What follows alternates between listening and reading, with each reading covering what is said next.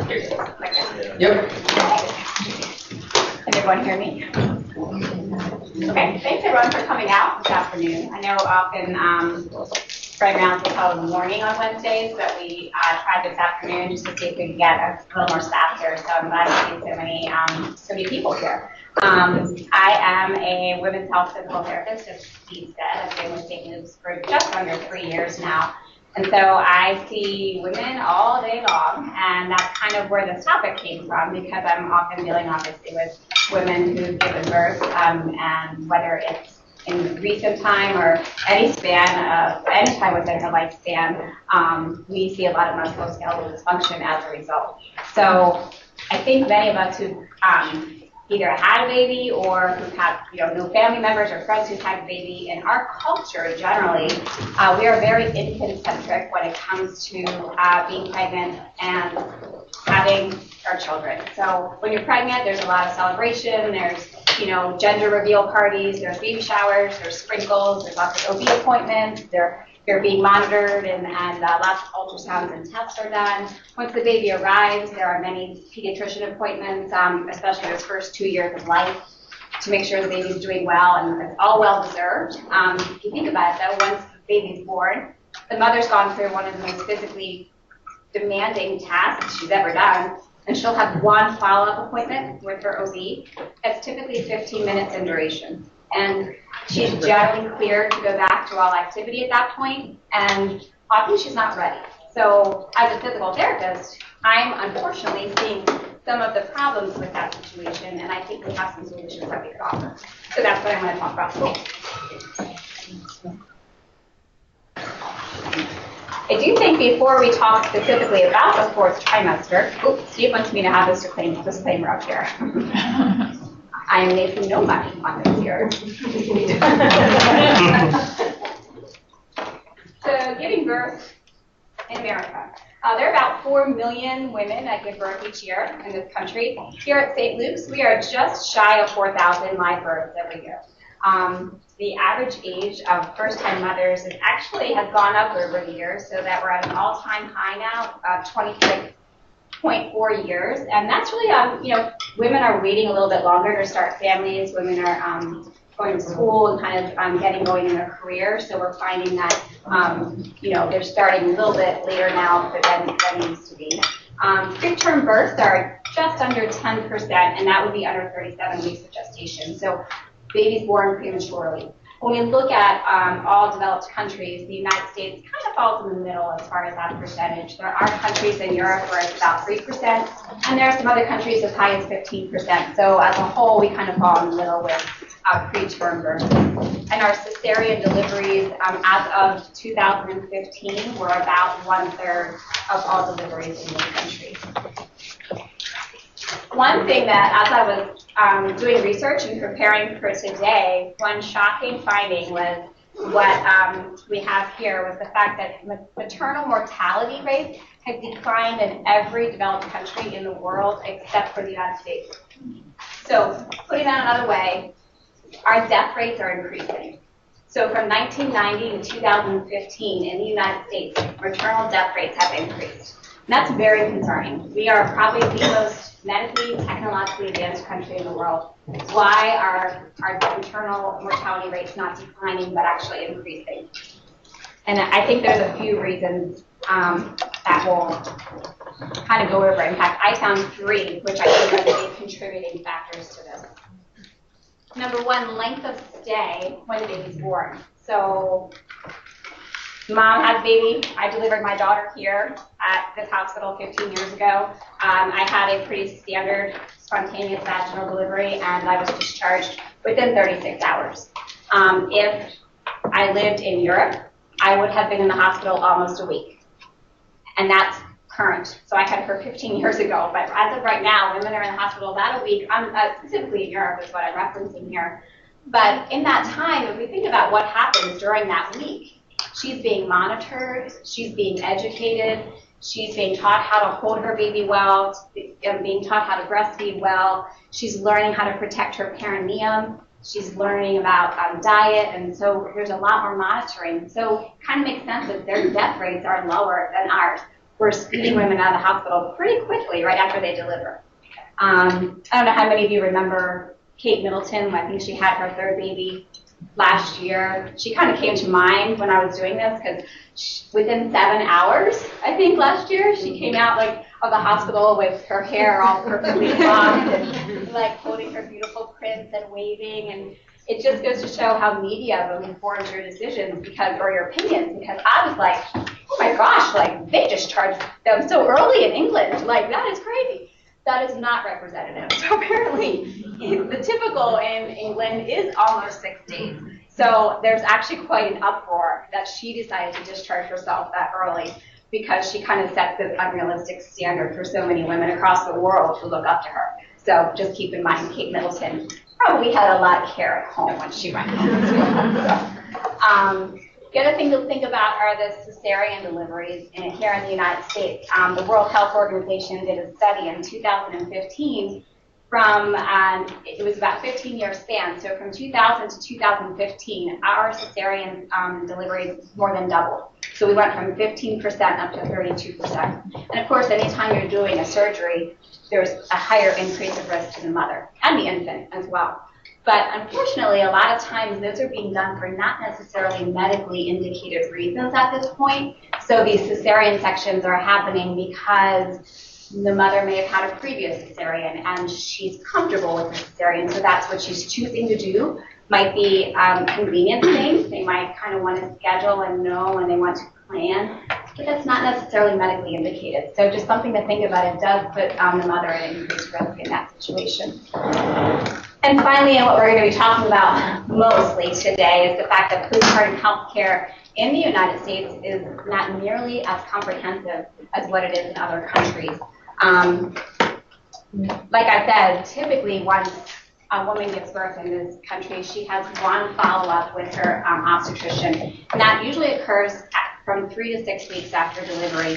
That visit usually entails a screen for postpartum depression.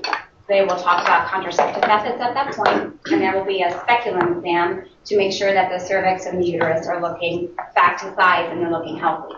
At that point, she typically is given a thumbs up, return to all activity, because her cervix is back to normal. So as a physical therapist, I'm kind of thinking, we're kind of cleared at that point for all activity, and then a lot of women are waiting for their OB appointment so they can return to CrossFit or their Beachbody videos or running. And we're not necessarily screening for, well, what does her abdominal strength like? Or what does her posture look like? Or what does her pelvic floor tone look like? So this is America. That's postpartum care as it stands currently in America. When we think about other countries, in China, there's actually a month-long rest period where there's restrictions on activity. It's actually quite restrictive when I was reading about it. They are not to go outdoors. There's food restrictions. They are to be resting and feeding their babies, and their community and their family comes around them and cares for them. But their mortality rates are fantastic, and they're really well cared for. In India, there's actually a 40 to 60 day time where they are taken care of by their family members. They are fed warm drinks and foods to promote lactation, and they actually get daily massages with warm oils. I'm ready to move to India. And in France, when you're discharged from the hospital, there are regular nurse visits home to check, just to talk about how are you doing, how are you healing, how are you feeling emotionally, checking the perineum. And every woman in France gets a prescription from her doctor to receive pelvic floor physical therapy. Every woman in France, that is standard of care. So it is quite different in this country as to how we are handling postpartum care. So this has not gone unrecognized, and it hasn't even been a year. It was April 23rd of last year. The American College of Gynecology and Obstetricians released what they call the Revised Committee Opinion on how women should be cared for in this postpartum period. So these are recommendations, they're guidelines. It's not required. So it's probably going to be a slow implementation, but I think it's a step in the right direction. And they came up with this term, the fourth trimester. So what the fourth trimester refers to are those first 12 weeks in the postpartum period. So it's the first 3 months after delivery. That's what the definition of the fourth trimester is. I'm not going to read all of this to you, but I just want to kind of have you see that one of the comments that they made is that during this fourth trimester period, in addition to being a time of joy and excitement, this fourth trimester can present considerable challenges for women, including a lot of the things you see toward the end of the paragraph here: lack of sleep, fatigue, pain, some mental health disorders, lack of sexual desire, breastfeeding difficulties, etc. So ACOG is recognizing that these exist, and they've actually made some recommendations as to what we can do about it. They further recommend that postpartum care should be an ongoing process and not necessarily a single encounter anymore. And this should include a comprehensive postpartum visit no later than 12 weeks after birth. That comprehensive postpartum visit, they've outlined 7 different categories that should be addressed during that visit. And as I was reading through them, from my physical therapist mind, I was kind of putting an asterisk next to things that I think, as a physical therapist, I can probably address, especially as a women's health, pelvic floor physical therapist. And I realized I was putting asterisks next to every single category. So my argument would be that perhaps women's health physical therapists would be the appropriate people to be actually doing this comprehensive visit at some point. So what we're going to do is kind of run through these 7 categories, and I'll explain what I mean. When I go like this, if you see me doing this, I'm going on to another category. So we're going to go through all 7. It can be easy to kind of sit here and I understand, kind of lose track of where I am. So we're going to run through all 7 of these here. So first category, mood and emotional well-being. This is probably not something that I think you would necessarily think that physical therapy would be the type of people to be kind of screening for this. But when a patient comes in to see us, we have, I think, the luxury of time and frequency with these patients. So our visits are usually 45 minutes to an hour long in duration, and they're coming in to see us once or maybe even twice a week. So we get to know these patients really well. So we can kind of catch when things are maybe not seeming quite as they should be. Unfortunately, about 17% of women do suffer from postpartum depression.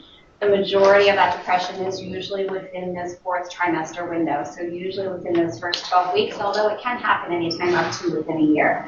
The things that you would see with a woman with postpartum depression might be some lack of energy, some sleeplessness, of course, sadness, and feeling as if she's not connecting with the baby. She might, not have very good personal hygiene. She's not taking good care of herself. So if we were to see something like this in the office, what I would be doing would be notifying her doctor and then offering her some support and some suggestions. So talking to family members, maybe recommending a postpartum doula who could come if finances are there to do something like that could help with housework and cooking. There's hotlines she can call. There's websites.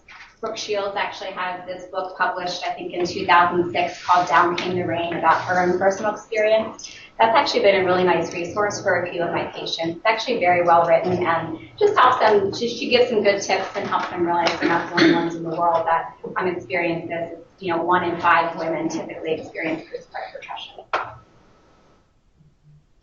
Category 2, infant care and feeding. So, we talk about ergonomics and things like this all the time within physical therapy. So, we would talk about things like when you're breastfeeding, make sure, or, try to see if you feel most comfortable with a boppy pillow or a pillow called My Breast Friend. That's really helpful. And it could be breastfeeding or bottle feeding. We just don't want to encourage women to kind of be always in one position and always kind of maybe holding the baby, but get themselves in a good position as well. Also, it helps to change sides when you are breastfeeding, and as you use different positions to make sure you're draining the milk ducts pretty evenly. We actually have recently implemented a program between our outpatient women's health physical therapists and our lactation department, our lactation consultants here at the hospital, because blocked milk ducts are a concern, and so we've actually trained about 18 physical therapists to be able to treat blocked milk ducts. And so the lactation consultants direct them to one of our physical therapy locations. Our goal is to get them in within 24 hours because this is pretty acute. We treat it actually with therapeutic ultrasound at a continuous setting for high heat, and then it's followed with massage techniques. And we've actually had really nice results. A lot of times the blockage is clear within 1 to 3 days. So we don't want it to develop into mastitis. So that's why we're really trying to get these women in pretty quickly. And I can provide any of you with any more information if you want to know. So it's relatively new. We've been doing this for about 6 months, and it's been working out really well. We also like the infant carriers. The slings are okay, or those kind of wraps that you wrap the baby in. They're usually when the babies are pretty young, and they're small, and so that's fine. But they are a little bit often positioning the baby a little bit asymmetrically. So just be aware that sometimes that's not the greatest thing for posture. I do like baby carriers in which the babies are worn midline, either in the front or the back, like a backpack, because it just kind of loads the spine more evenly. So, but we do encourage carriers. It's good for the babies as well. They can kind of see, when they're forward facing, kind of what's going on in the world, and it takes the load off the shoulders and the upper thoracic area.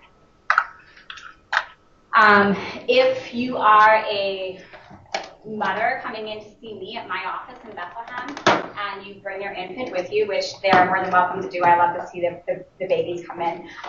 If you work in my office, you will notice that when I go out to greet a patient, I am the one picking up the infant carrier and carrying it the 150 feet through my office to my treatment room. There is no way I'm letting a new mom pick up a 40-pound infant carrier before I have assessed her abdominal strength, her pelvic floor tone, her posture, or anything else. So I do not encourage carrying infant carriers anywhere. So what I recommend are these strollers right here, and this one I think it's called the Snap and Go, and I found this picture on Amazon, of course. It's $44, and as you can see, it's just kind of like a cage. So what I really like about these is they're pretty lightweight. This one weighs 13 pounds, pulls out of a trunk, and it snaps open with one hand, and then you can just kind of clip the baby in it, and off you go. Often when people are registered, a little tip, if you're pregnant, or you know someone who's pregnant or someone who's going to do a baby registry, I think a lot of times car seats are sold as it's kind of like a system. So you get a car seat and it comes with a stroller as well. Those strollers are huge. I'm very petite, and there's a lot of the petite women out there, but even if you're not, they are heavy and they're cumbersome and they're kind of hard to get out of your car, especially if you're just kind of running into CVS. So a lot of times that's why people are carrying their babies around. So I am not a fan of those big, heavy systems. I really, really like these quick snap and go strollers. It's a great shower gift. Hint, hint, if you're getting one for someone, they're $44. Come in a big box, so it looks like you spent like a lot more. But really nice gift. And you can see, I mean, she's so happy, like she's smiling here, and like she's really good posture. So I really do like these strollers here. Category 3, number 3, we're working our way through. So one of the more common things that we see as pelvic floor therapists is pain with intimacy. It's a pretty common diagnosis. Unfortunately, the research shows that 40 to 50% of women will experience pain with intercourse at 3 months postpartum. Those of us who've had babies, I think, are like, a lot of trauma that goes on potentially to the pelvic floor, especially during the vaginal delivery. So I had experience with this myself, I would say, after my 15-year-old was born, and it's one of the reasons I am a pelvic floor therapist, because the doctors really didn't know what to do for me. So I just kind of took some continuing education classes at that time to figure out how to heal myself. And it's one of the more common things that we see now. Even at 12 months, 16% of women are describing discomfort. And I would say this is not just a acutely postpartum issue. This is often throughout the lifespan. So we'll see women later on in life in the postmenopausal time frame as well with similar issues. It's generally treated with, we can use heat, we can use warmth, we do a lot of manual techniques. Relaxation exercises, stretches. Well, if the couple is comfortable, I often recommend the partner come in to treatment, and we can show him some stretches he can be doing as well. If they have made a baby, this is not new anatomy to him, so it's helpful if he's comfortable and if she's comfortable to do that as well. So we have generally really good results from that.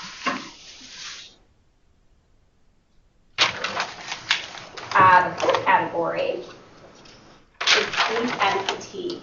And again, there's about men and women who've ever had newborns in the house. This is another duh category. But there are a few red flags that we should be keeping in mind. When we have new moms come in, they're going to be tired. They're not going to be sleeping very well typically. That's to be expected.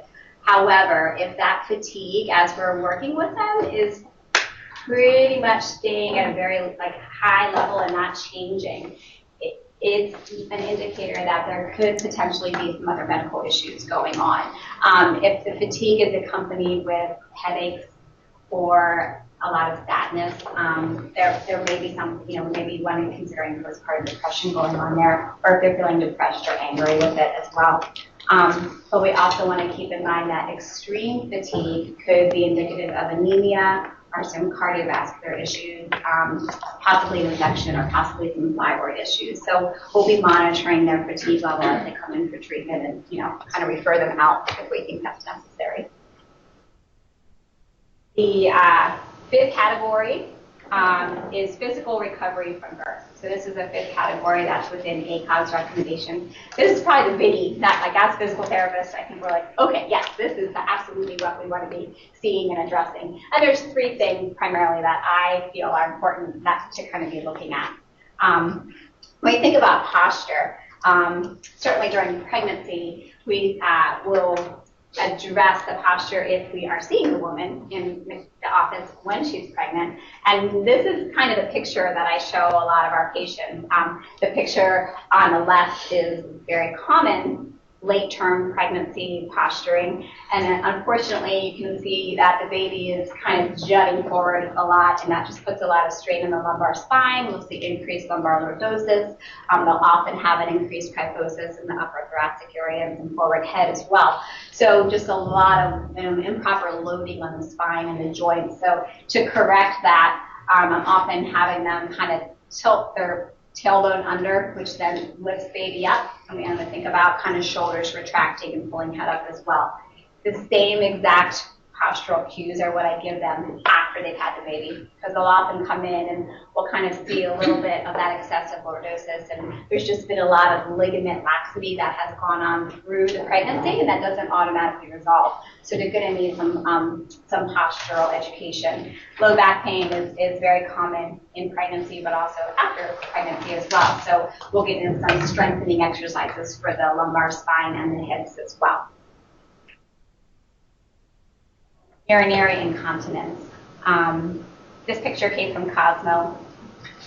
I didn't get their permission to use it, unfortunately, but and I think the idea that mom eats diapers just like the baby, we kind of laugh about that, but it's something that so common, urinary incontinence especially the fourth trimester window. 33% of women are experiencing stress urinary incontinence after 3 months of delivery. And stress urinary incontinence is the kind in which you sneeze or you laugh or you jump, you run, and leakage occurs. It's super common during pregnancy as well, but unfortunately doesn't always resolve as quickly after as women would like. I saw a patient yesterday. She has a 7-month-old and a 3-year-old, and she's a runner, and she came in because she leaks during running. And her question to me was, is this normal? And so I gave her the response that I give many patients in the fact that there is a difference between common and normal. So it actually is common, I would say, but it's not considered normal. And so, we laugh about it, and I laughed really hard, and my tears ran down my legs. We kind of make these jokes about it. It's really not considered normal. So what I tell them is, I want to get you normal. What you're experiencing right now is common, yes, but we don't want you to have this experience anymore. We want you to get you to a point where your body is responding as it normally should, and that should be through the lifespan. Women should not leak ever. Doesn't matter if you're 78 years old and you are going for a walk. urinary incontinence is not considered normal. It's so common that I think in society it's become normalized. So realize that there's treatment available. This is the other biggie that we treat in pelvic floor physical therapy. So if there's anyone in the room, or there's anyone watching, or there's anyone who's got friends or family who are discussing that they are concerned or just bothered by the urinary incontinence, it's very treatable. It's generally indicative of pelvic floor weakness. And so that is strengthening, really, that's what it entails. It's not rocket science, and it's not a lot of hard therapy, and patients actually respond really well. We get really good results. So it's a nice way to improve quality of life. But of course, after give birth, the pelvic floor has been stretched for a long period of time. The research shows that the rate of urinary incontinence after birth is the same whether the mother delivered by C-section or vaginal delivery. And I think that's kind of surprising, especially to some of my C-section moms, that they're experiencing urinary leakage. But actually, it's technically the pregnancy that actually stretches out those muscles and lengthens them to the point where they're not working effectively. So it's actually not the delivery mode, but it's the pregnancy itself that weakens the pelvic floor. There was a study done in 2014, and this is kind of, basically what he showed was that pelvic floor muscle training during pregnancy and after delivery can prevent and treat urinary incontinence. This is what we do in physical therapy. With this particular study, they only did exercises 3 days a week for 8 weeks, and it was done twice a day. In those 3 times a week that they did these pelvic floor exercises. They worked their slow twitch muscle fibers, they worked their fast twitch muscle fibers. Yes, they were doing Kegels, and they found that it was very effective with pelvic floor strengthening. When you come into therapy, a lot of times you learn how to do a Kegel really well, and then we move on. So there's a lot more to it than just Kegel therapy, especially because I am seeing a lot of athletes, so they need some higher level training, and so we'll work on a lot of other muscles as well. But this study was a recent one, and it supports the use of exercise training for the pelvic muscles. Diastasis Recti abdominis is another one. This is something that I'm seeing a lot of patients for, and I think a lot of our other pelvic therapists as well, actually more likely than not from self-referral. So the doctors may not necessarily be seeing this or noting this, especially because they only have 15 minutes in that one OB visit, so they're not really looking at the abdominal. But it's something that we'll start to see as women get back to exercise. And what it refers to actually is the gapping and separating of the linea alba sheaths between the 2 rectus abdominis muscles. So this woman here is what a lot of our patients look like. She is relatively fit, and that's kind of when you see that there's a gapping and not a good congruent linea alba here in the midline. The trouble with this is that down the road, she's likely going to have some lower back issues because she does not have good anterior support. And basically that's a hernia in her midsection. So with lifting or with doing things around the house, she may well be kind of coning or bulging in her midsection. There are a few different types of diastasis that we see. The one on the far left, so I should say, this is what it should look like. And over here is probably the most common one, and that's a separation right at the umbilicus. So we measure in finger widths, and if they're over 2 fingers wide, then that's considered clinically significant. And this one here is probably the least common, at least just what I've seen. So below the umbilicus, there's actually a lot of connective tissue here, a lot of kind of tone, so I don't notice that one as much. And this is probably the second most common that you would see above the umbilicus, and this is just the whole thing kind of gapping open. With diastasis, I asked my non-medical husband last night if he could understand what he was looking at with this picture, and he said yes, so I hope you can understand. This picture right here. Basically, this patient is doing a crutch. And she has diastasis, and what we're seeing is what we call doming or coning in the midline. There's like a bulge there. And it's this woman does not have a very big diastasis, but I thought it was kind of nice to see what she does when she exercises.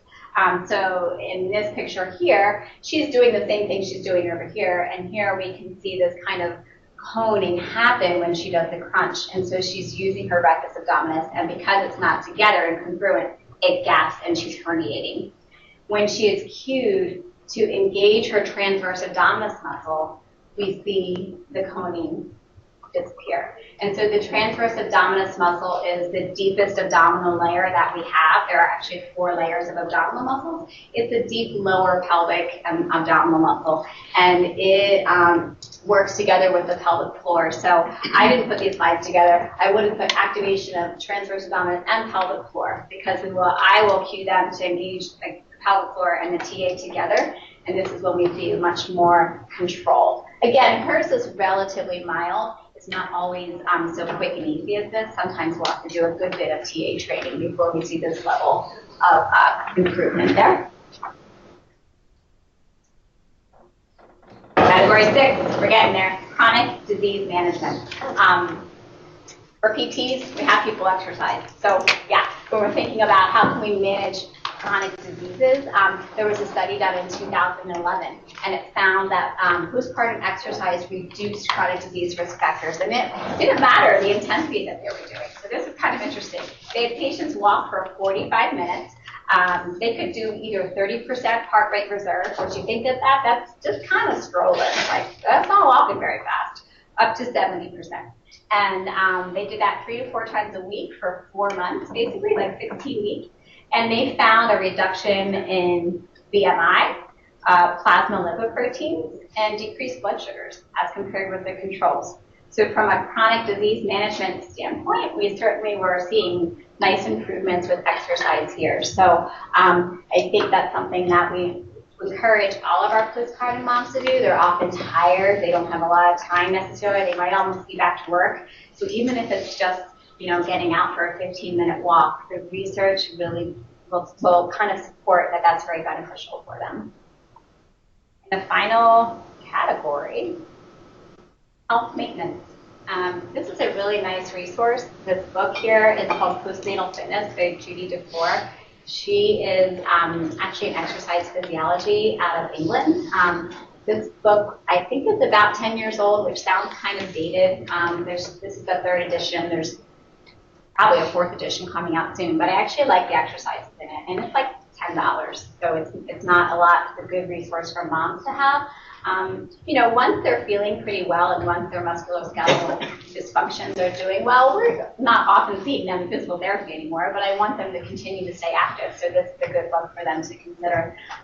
When they are returning to exercise, we want to take into account their activity and fitness skills before, during, and after pregnancy. So that's when they will kind of talk about like what their goals are and what they want to work on. If you remember, I had mentioned that when women go to their postpartum checkup, they're usually cleared for activity by their obstetrician at that time, and there's not a lot of kind of guidelines for those doctors to determine if they're ready, other than the fact that internally things look okay when they do a speculum exam. So as a physical therapist, when I'm working with patients, I do have a few things that I like to kind of just either I'll ask them or I'm kind of screening and looking at to make sure that they're okay to return to activity. And these are kind of guidelines that you could use too if you're talking to a woman and she's just had a baby and she's wondering if she can get back to doing beach body or running or things like that. So I used to just say, well, take it easy and try it and see how you do. And I actually think it's a little bit better to have a little more specific guidelines to that. So this is what I generally use now.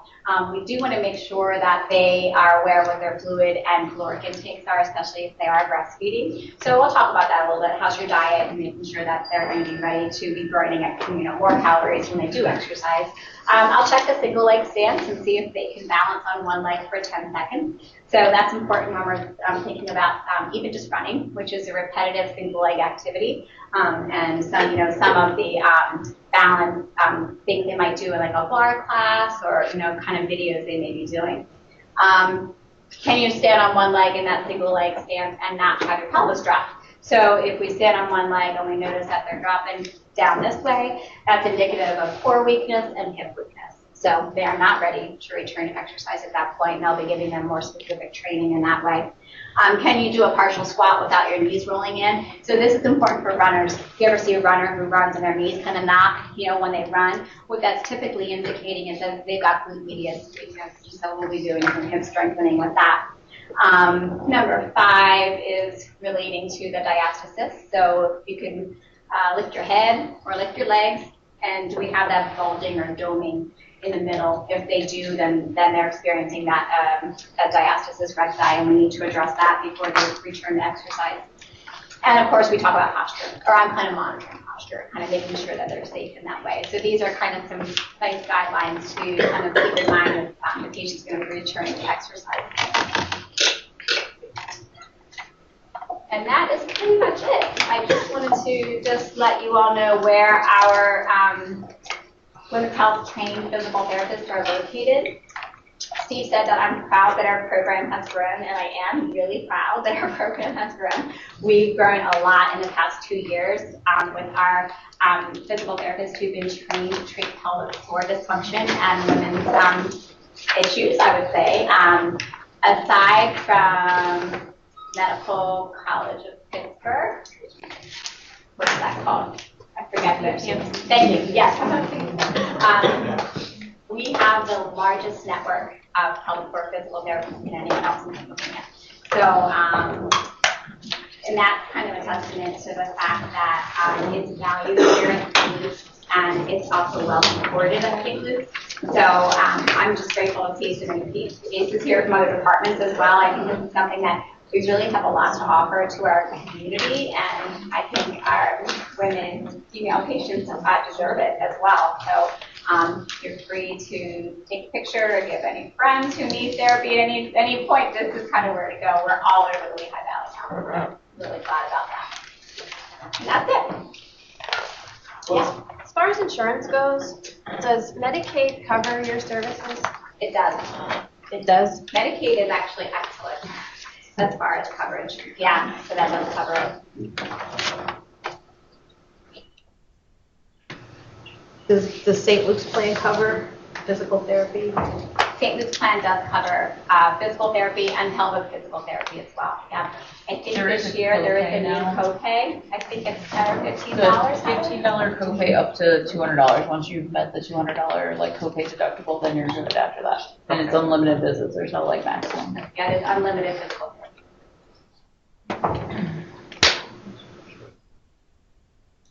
The slide that you put up for your evaluation to see if they're ready to go back to exercise, is that available?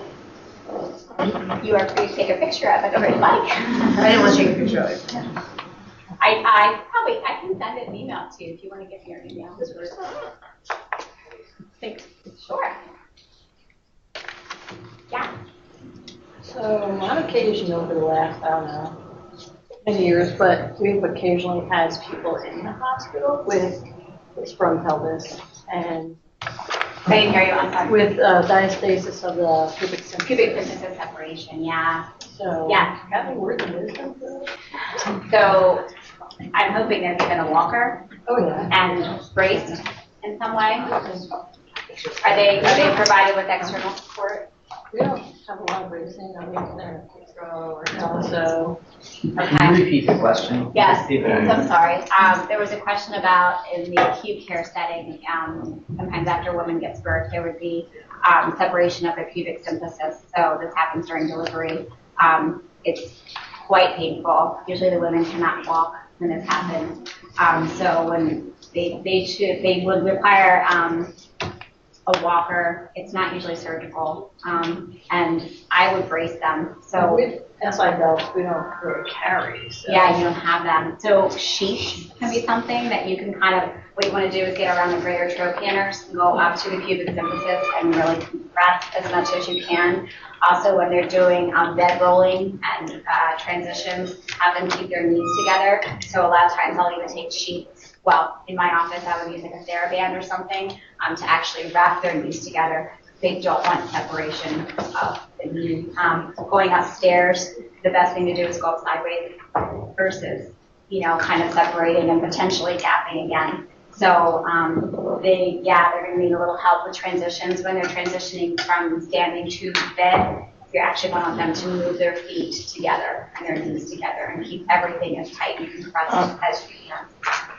Yeah, I think that's pretty much what we did, but it's just so painful. It's very painful for them. Yeah. And they should see us when they're discharged. Because unfortunately it lingers for quite a while and they'll have a lot of instability for a while. Yeah. Got instance with abdominal binder kind of help around the pelvic, like the hips area. That's basically what we carry. Okay, so the thought was that you could use a binder, an abdominal binder. If you do have those in the hospital here, yeah, if that's available to you, that's it. Anything that can give some form of anterior stability is great. Binders are something that I use a lot of times with diastasis recti when we talked about that separation too. You likely wouldn't notice that acutely because they only are in the hospital for a few days, so you're not going to probably see they're going to be just so loose in here. But when they start to lose some of the weight from the pregnancy and we notice a diastasis, a lot of times it's a little controversial, but in my finding, binding is wonderful. So binding can really help to kind of give them that approximation that they need at the rectus, and then of course as they strengthen, we'll take it off. But they do need the support. So I often get abdominal binders for them.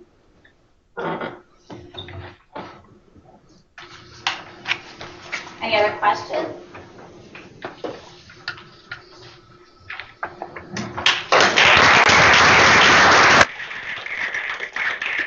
If you're a PT in New Jersey, make sure you do sign out. Otherwise, make sure you're signed in. If you could just put your well, you have to hand your quiz to me, and then your evaluation form and your self-reflection form here, and I'll give you your certificate. If you're a PA or a physician, it'll go through mail, so you don't have to worry about it.